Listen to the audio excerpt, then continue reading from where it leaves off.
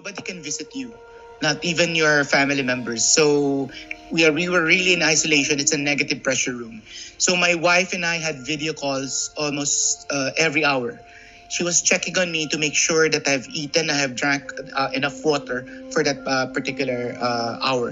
And every time I feel fear, I would immediately call my wife and my daughter just to give me to suspend reality that I was in a hospital. The scariest moment was maybe it started on the fourth day when people who got admitted at the same time as me, they started dying. Early in the morning, you would hear people crying or wailing because they have lost their loved ones.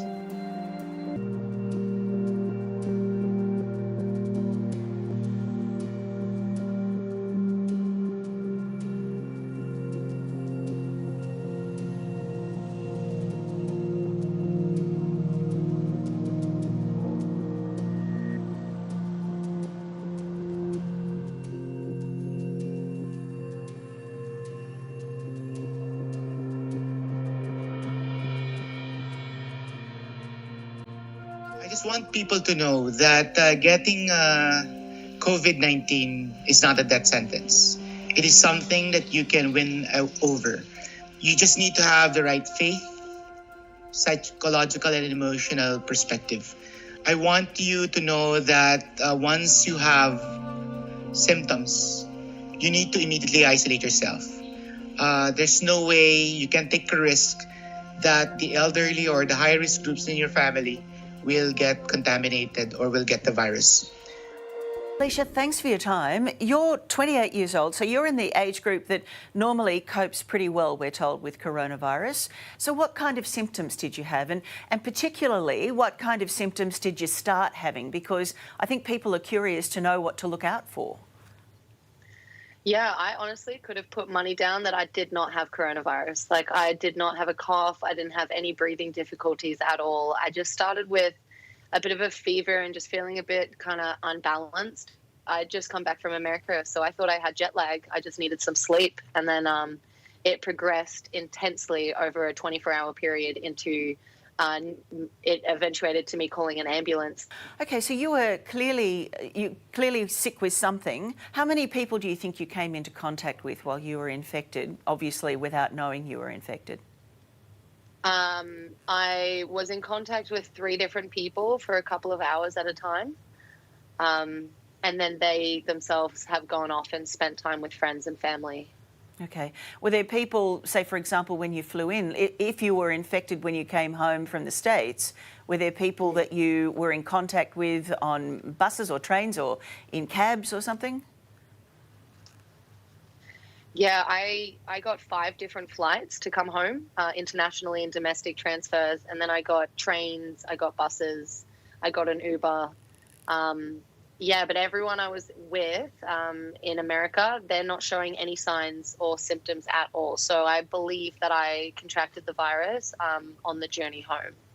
So has the health department told you that they're busy now contacting those people to tell them that they need to self-isolate and stay away from other people?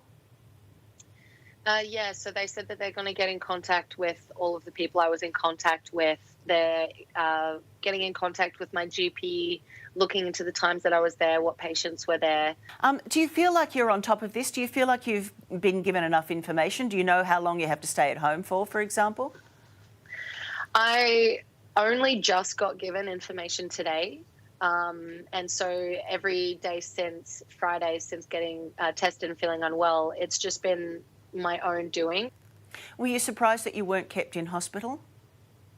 I was very surprised that nothing else happened. I was just put in with the general public to get tested. They realized I'd already been tested. They gave me some paracetamol and told me to get picked up and go home. So now my sister came and picked me up, and now she is quarantined and she's really sick because she was around me. That could have been avoided. Has she been tested? Yeah, my sister has been tested now. We're just awaiting her results. Hello from Seattle, Washington. I believe that I contracted the coronavirus from a house party. We had a great time. We were socializing and chatting, listening to music. 3 days later, I woke up in the morning and I felt ill. I was a little bit tired, but I thought that perhaps I had just overdone it the previous weekend and been out. So I went to the office like usual. But in the midday, I started feeling worse. I had a bad headache. I had body aches. I felt tired. So I also felt a little feverish. So I did go home. I worked from home, and that evening I took a nap in the early evening. When I woke up, my temperature was 101 degrees Fahrenheit. And then by the time I went to go to bed, my temperature was 103 degrees Fahrenheit. So that's around 39.4 degrees Celsius. So it was quite high.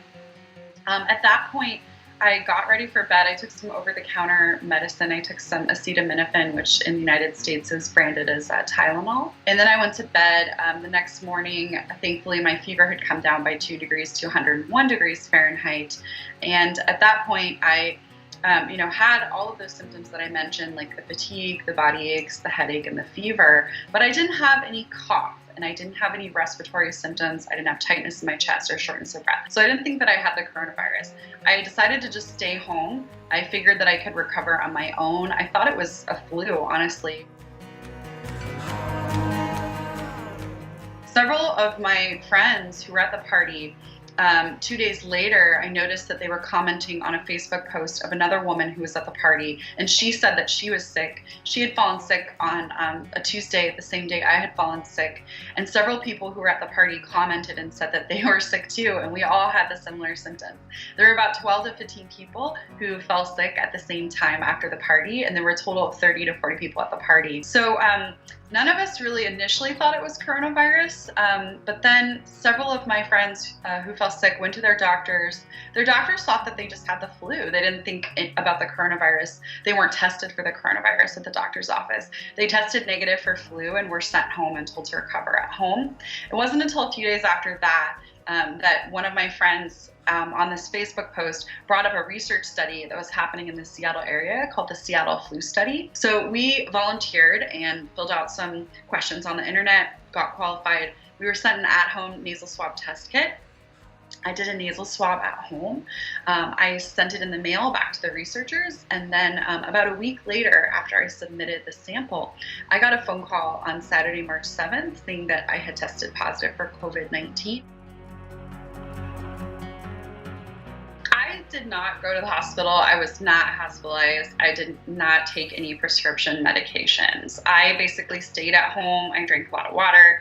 I took vitamins. I took over-the-counter medicines. I also used some nasal sprays that also are nasal decongestants. The other thing I used as well was more of a preventative measure, but I used a neti pot. So my first message is please stay calm and don't panic. This is a pandemic. It's spread to all continents except for Antarctica at this point. A lot of people are contracting this virus. Some people are dying.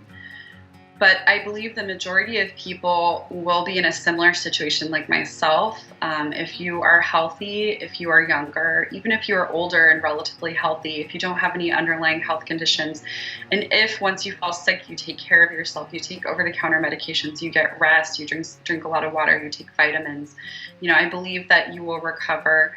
Many people are getting this virus and they are asymptomatic, or they have very mild symptoms, or they think that it's a nasty cold or the flu, like myself.